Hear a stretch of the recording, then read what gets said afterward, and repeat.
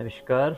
आप सभी को शरद पूर्णिमा की ढेरों शुभकामनाएं। आप सभी जानते हैं कि शरद पूर्णिमा आ रही है और शरद पूर्णिमा के बारे में हमने पिछले वीडियो में बताया था कि कब है, पर हमने आपको बताया था कि हम आपको एक स्पेशल पूजा बताने वाले हैं जो इस दिन करनी ही चाहिए। इस दिन माँ लक्ष्मी, क्योंकि ये जो शरद पूर्णिमा है ये कोजाग्रही पूर्णिमा भी है। कोजाग्रही पूर्णिमा किस प्रकार से, इस दिन रात्रि को माँ लक्ष्मी और देवराज इंद्र पृथ्वी पर आते हैं और वो देखते हैं कि कोजाग्रही कोजाग्रही कोजाग्रही, अर्थात कौन जाग रहा है, कौन जाग रहा है, कौन जाग रहा है। जो जाग रहा होता है ना, और जो माता की भक्ति कर रहा होता है, विधि विधान से पूजन कर रहा होता है, उसे वो इतना धन देती हैं, उसके सारे दुख हर लेती हैं, उसे प्रभु का इतना आशीर्वाद प्राप्त होता है कि वो जन्मों जन्मों के लिए बहुत ही सौभाग्यशाली और अमीर हो जाता है।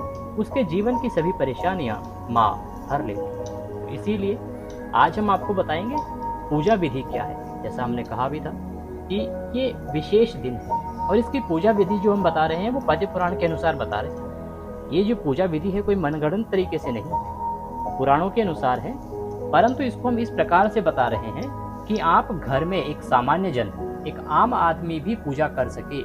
हमारा उद्देश्य सिर्फ इतना है कि सामान्य जन, जिसको बहुत अधिक नहीं पता है पूजा पाठ के बारे में, वो भी कम से कम सामग्री के साथ इस दिन का पूजा कर सके और इस पूजा से लाभ ले सके, माता का आशीर्वाद प्राप्त कर सके। क्योंकि ये जो पूर्णिमा का दिन है बहुत ही महत्वपूर्ण है। इस दिन आप छोटी सी पूजा करके, जो साधारण सामग्री है उसके साथ पूजा करके अपने जीवन को संवार सकते हैं, अपने जीवन की सारी परेशानियों को दूर कर सकते हैं। तो अब पूजा आरंभ करते हैं। बहुत साधारण सी पूजा है। देखिए, यहाँ पे हमने कलश स्थापित किया, कलश को हमने तिलक कर दिया है, मौली बांध दी है, ये आपको कर लेना है। उसके ऊपर पंचपल्लव, पंचपल्लव में आप पान के पत्ते रख सकते हैं, आम के पत्ते रख सकते हैं, आप इसके अलावा पीपल या बरगद के पत्ते भी रख सकते हैं, वो रखिए।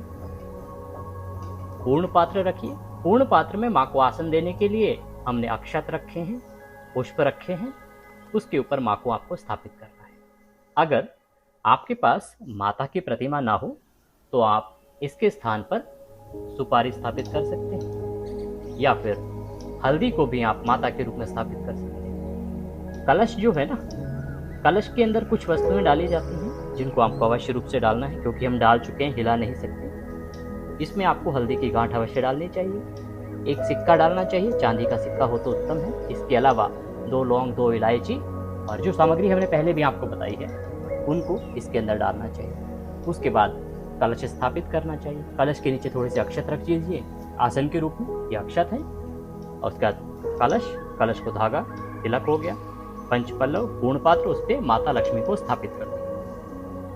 इसके साथ अब हमें यहाँ पर स्थापित करना होता है भगवान श्री कृष्ण। भगवान श्री कृष्ण का जो बाल रूप है लड्डू गोपाल जी, वो हमने यहाँ पे स्थापित किए हैं। उन्हें भी आसन देने के लिए अक्षत आपको अवश्य रखनी चाहिए, क्योंकि वो वस्त्रों के अंदर हैं तो वो आपको दिखाई नहीं दे रहे हैं। भगवान को आसन दीजिए, उनको स्थापित करेंगे, ये भी सभी के घर में होता है। फिर आप एक दीप प्रज्वलित करेंगे। दीप जब प्रज्वलित करेंगे उसे भी आपको आसन देना है और आसन देके दीप प्रज्वलित करना है। धूप, दक्षिणावर्ती अगर आपके पास शंख हो तो उसको स्थापित कीजिए, अगर नहीं हो तो कोई बात नहीं, परंतु अगर हो तो लक्ष्मी जी के पूजन में उसकी बहुत अधिक महिमा है। इस प्रकार से देखिए, ये वो चीज़ें हैं जो सामान्य जन के घर में भी होती हैं। इस प्रकार से आपको ये चारों पांचों चीज़ें स्थापित कर लेनी है। इसके बाद हम बहुत साधारण तरीके से इसकी पूजा करेंगे, बहुत साधारण विधि से आपको पूजन करेंगे। ये जो पूजन कर रहे हैं पंचोपचार द्वारा करेंगे, अर्थात सिर्फ 5 चीज़ों से ही पूरा जो पूजन है वो हो जाएगा। और ये शास्त्र अनुसार है, शास्त्रों में जो प्रावधान है। देखिए क्या है सामग्री जो आज लगने वाली है। कुमकुम, ये हल्दी, चंदन, पुष्प और मौली, ये चीज़ें लगनी है। इसके अलावा एक दीपक लगेगा और ये खीर, क्योंकि खीर की भोग लगेगा। आप जानते हैं कि शरद पूर्णिमा के दिन जो है रात्रि को खीर चंद्रमा की रोशनी में रखी जाती है और उसके बाद आपको ये पूजन करना है, तो ये खीर का भोग लगेगा। और उसके बाद हम करेंगे जलार्पणी। तो ये यहाँ पर जलाचमनी रखी है। तो पूजा के आरंभ में हमें इस आचमनी से 3 बार आचमनी करनी है, जलाचमनी करनी है। आप 3 बार जब आचमनी करेंगे तो आपको 3 बार किसी भी भगवान का नाम लेना है, चाहे श्री हरि विष्णु लें, गोविंद लें, जो भी आप नाम लेना चाहें। 3 बार आप जल पी लेना और उसके बाद चौथी बार में आप हाथ धो लेना। उसके बाद अपने सिर पर आप तिलक लगाना चंदन से, उसके बाद फिर हाथ धोइएगा। अब हम पूजन करेंगे। पूजन बहुत ही सिंपल बताया जा रहा है आपको, ताकि सभी लोग जो है वो सामान्य रूप से कर सकें। सबसे पहले आप गणेश जी को स्मरण कीजिएगा। ओम गम गणपतये नमः, ओम गम गणपतये नमः, ओम गम गणपतये नमः। इस प्रकार से गणेश जी को स्मरण कीजिए और पूजा की हम आप शुरुआत कर चुके हैं। पंचोपचार जो पूजन है, देखिए वो क्या होता है कि उसमें होता है 5 चीज़ों से पूजन, इसे कहते हैं पंचोपचार पूजन। और ये कोई मनगढ़ंत बात नहीं है, ये शास्त्रीय हम आपको तरीका बता रहे हैं। पंचोपचार में सबसे पहले चंदन होता है, तो आप सबसे पहले भगवान को चंदन लगाएंगे। इसमें सामान्य जन को किसी मंत्र की आवश्यकता नहीं होती। आप सिर्फ और सिर्फ नमो नारायणाय, ओम नमो नारायणाय, ओम नमो नारायणाय, ओम नमो नारायणाय, ओम नमो नारायणाय, ओम नमो नारायणाय, ओम नमो नारायणाय, ओम नमो नारायणाय, ओम नमो नारायणाय, ओम नमो नारायणाय, ये मंत्र। क्योंकि भगवान का जो नाम है वो अपने आप में मंत्र है, इसीलिए। अब उसके बाद हम भगवान के चरणों में कुमकुम अर्पित करेंगे। हम लोग कुमकुम अर्पित करेंगे। मंत्र वही रहेगा, ओम नमो नारायणाय, ओम नमो नारायणाय, ओम नमो नारायणाय, ओम नमो नारायणाय, ओम नमो नारायणाय। उसके बाद तीसरी जो चीज़ है वो हल्दी है, वो आपको हल्दी लेनी है। हल्दी भी भगवान को अर्पित करनी है। ओम नमो नारायणाय, ओम नमो नारायणाय, ओम नमो नारायणाय, ओम नमो नारायणाय, ओम नमो नारायणाय, ओम नमो नारायणाय। ये हमने पहला उपचार था हमारा, हमने तिलक लगाया और हल्दी कुमकुम चंदन लगाया, ये पहला उपचार। अब दूसरे उपचार पे हम चलेंगे। तो दूसरा उपचार आएगा और उसमें भगवान को पुष्प अर्पित करेंगे। पुष्प अर्पित करने के लिए भी आपको सिर्फ बोलना है ओम नमो नारायणाय, ओम नमो नारायणाय। देखिए मंत्र सभी के लिए अलग अलग हैं और हम आपको यहाँ पे मंत्र में बोलेंगे भी तो क्या है कि साधारण जन जब करेंगे ना तो हम उनको कैसे मंत्र में करेंगे, साधारण जन कर नहीं पाएंगे। इसीलिए जिस विधि से आम आदमी भी कर सके, तो आप प्रेम से पुष्प अर्पित कीजिए। ओम नमो नारायणाय, ओम नमो नारायणाय, ओम नमो नारायणाय, ओम नमो नारायणाय, ओम नमो नारायणाय। ये हमने अब दूसरे उपचार से पूजन किया। तीसरे उपचार में भगवान को धूप दिखाया जा रखा है। तो धूप जो दिखाते हैं हम भगवान को, हमने यहाँ धूप जला रखा है। मंत्र आपको पता ही है, ओम नमो नारायणाय, ओम नमो नारायणाय, ओम नमो नारायणाय, ओम नमो नारायणाय, ओम नमो नारायणाय, ओम नमो नारायणाय, ओम नमो नारायणाय।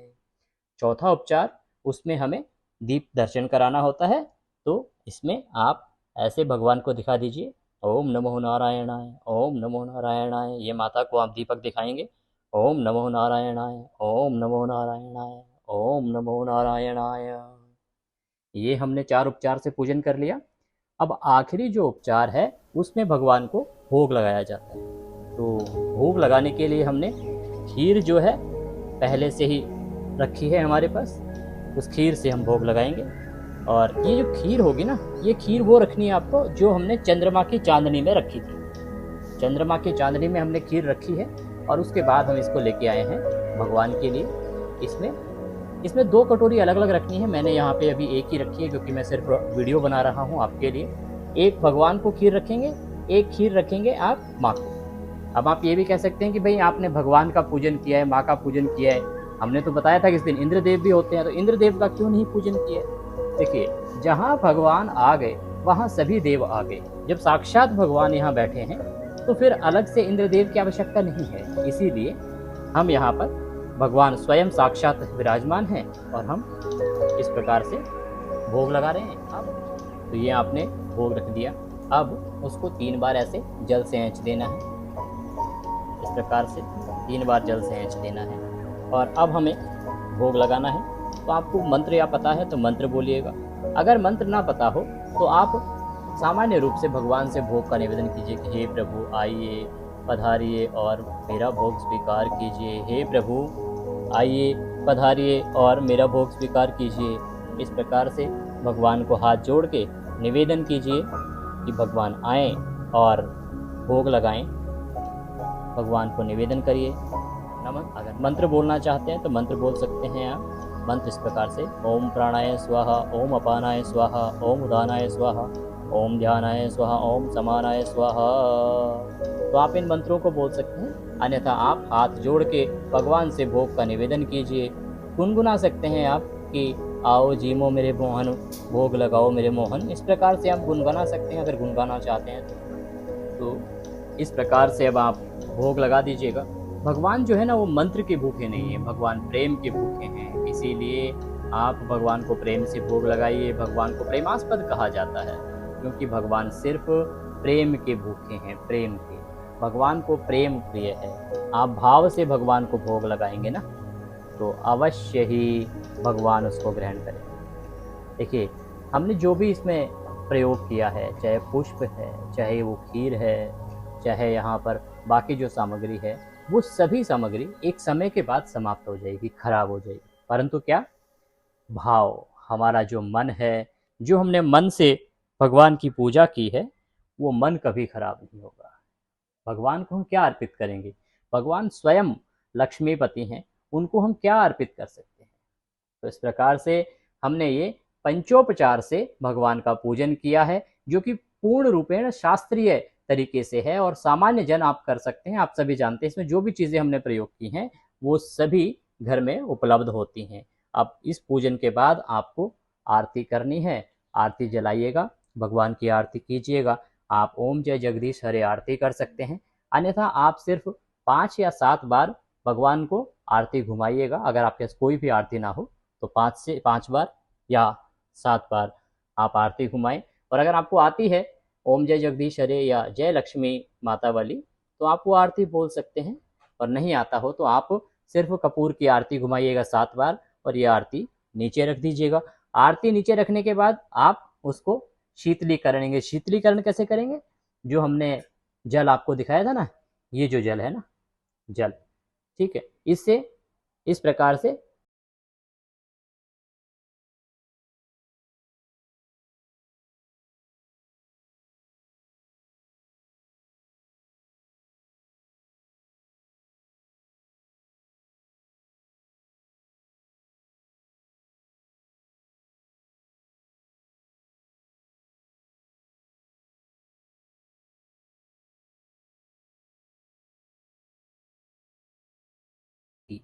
इसका अर्थ ये है कि कौन जाग रहा है? माँ लक्ष्मी और इंद्रदेव जब आएंगे।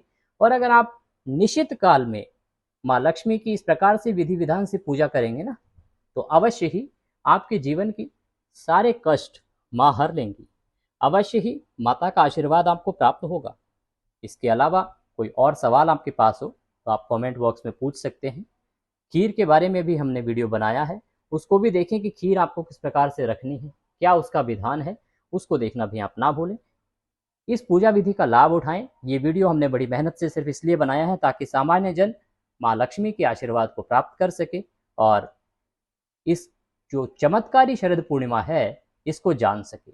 इसमें जो विधि हमने बताई है, कुछ विधि नारद पुराण से आती है, कुछ विधि पद्म पुराण से आती है। पूजा विधि ये जो ली गई है पंचोपचार से, ये नारद पुराण से ली गई है जो कि वर्णित है उसमें। तो इस प्रकार से आप माता का आशीर्वाद प्राप्त कीजिए, भगवान का आशीर्वाद प्राप्त कीजिए। भगवान सबका कल्याण करें। आप कृपया वीडियो में अवश्य कमेंट करें। जय माता दी, जय श्री कृष्ण। और फिर से मिलना चाहते हैं, अच्छी जानकारी प्राप्त करते रहना चाहते हैं तो कृपया जाते जाते चैनल को सब्सक्राइब करते जाइए। भगवान सब पर मेहरबान रहे, भगवान का सभी को आशीर्वाद प्राप्त हो और सबका कल्याण हो। जय श्री कृष्ण।